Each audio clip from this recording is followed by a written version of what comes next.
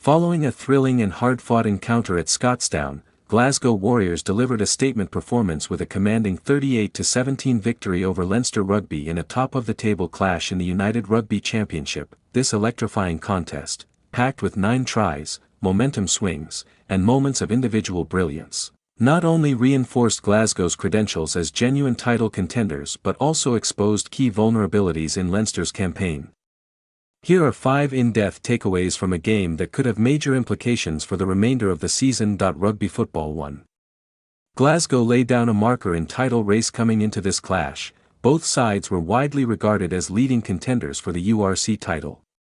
However, it was Glasgow who rose to the occasion, delivering a performance full of intent, accuracy, and ruthless execution. The backdrop to this fixture added extra intrigue. While Ireland had recently celebrated dominance at international level, club bragging rights were firmly seized by Glasgow on this occasion.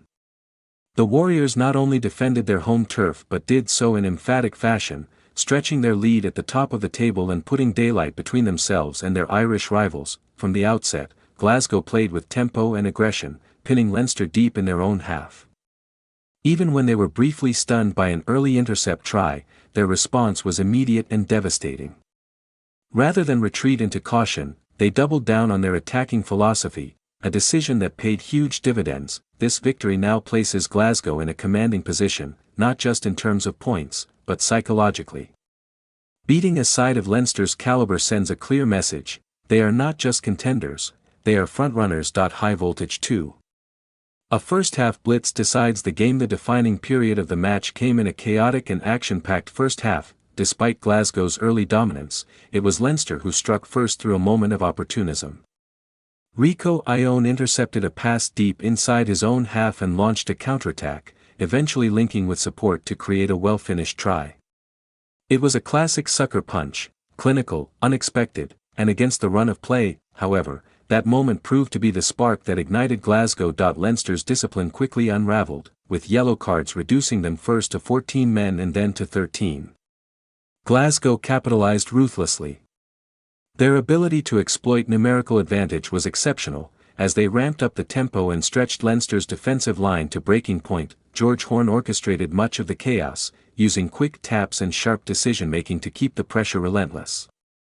Tries followed in rapid succession, with Glasgow scoring 4 times during the sin bin period. By half-time, the damage had been done.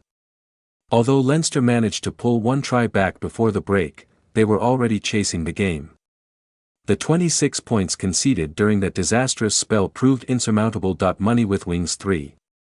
Big names failed to deliver for Leinster. This match was expected to be a stage for Leinster's high-profile signings to shine, particularly with several Ireland internationals unavailable. Instead, it highlighted underperformance from some of their most experienced players. Rieko Ioane, despite his early intercept, struggled to impose himself consistently.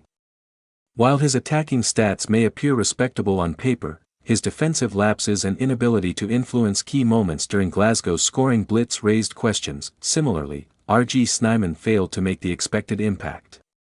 The towering lock, brought in to add physicality and presence, was outplayed in key exchanges and eventually substituted early in the second half. The broader issue for Leinster was a lack of leadership when it mattered most.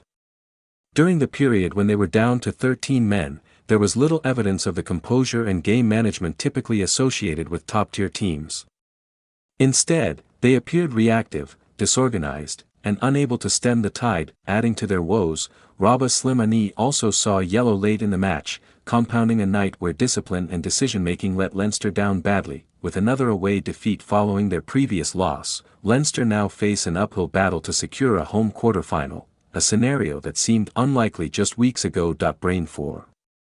Franco Smith's Glasgow show growth and maturity. Much credit must go to Glasgow head coach Franco Smith, who appears to have transformed his side into a disciplined, tactically astute, and mentally resilient outfit. Last season, Glasgow fell short in key knockout matches, often undone by their inability to execute the basics under pressure. This time, however, there is a noticeable shift. Smith has instilled a clear game plan: dominate the fundamentals, then unleash attacking flair when opportunities arise. Against Leinster, this approach was executed to near perfection. Crucially, Glasgow showed an ability to learn from recent setbacks. Their narrow loss to Connacht in the previous round could have dented confidence, but instead, it seemed to sharpen their focus. From the first whistle, they played like a team determined to make a statement. Their handling of the sin bin period was particularly impressive. Many teams struggle to exploit such advantages, but Glasgow elevated their intensity, moved the ball quickly, and created mismatches across the field. The forwards deserve special mention. Their dominance at the breakdown and in set-piece situations ensured that Leinster never gained a foothold, even during the quieter phases of the second half. All signs now point to a team that not only has talent but also the mental fortitude required to win championships. Faced with steam from those 5 individual moments, Rowe's redemption and Prendergast's test. 2 individual narratives stood out in this contest, one of redemption and brilliance, the other of struggle and scrutiny. For Kyle Rowe, the match began in frustration. His misplaced pass led directly to Leinster's opening try, a moment that could easily have shaken his confidence. Instead, Rowe responded in spectacular fashion. Later in the half, he produced a stunning solo try, beating defenders with pace, executing a perfectly weighted kick ahead, and finishing with composure under pressure. It was a moment of pure attacking brilliance and a testament to his resilience and mindset. Rowe's performance encapsulated Glasgow's overall approach: fearless, ambitious, and entertaining. On the other side, Sam Prendergast endured a difficult return to action.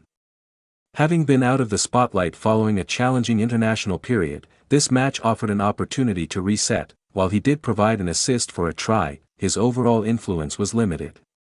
More concerning were the emotional aspects of his performance: visible frustration, confrontations with opponents, and involvement in late-game scuffles. An incident involving Adam Hastings, who ruffled Prendergast's hair after a Glasgow try, escalated into a wider altercation that resulted in both players receiving yellow cards. For Prendergast, it was a reminder that the pressures of top-level rugby extend beyond technical ability. Managing composure and responding to provocation will be key areas for his development moving forward. Checkered flag. Final thoughts: this 38-17 victory was more than just another win for Glasgow. It was a statement of intent. They demonstrated attacking flair, tactical intelligence, and mental resilience against one of the strongest teams in the competition.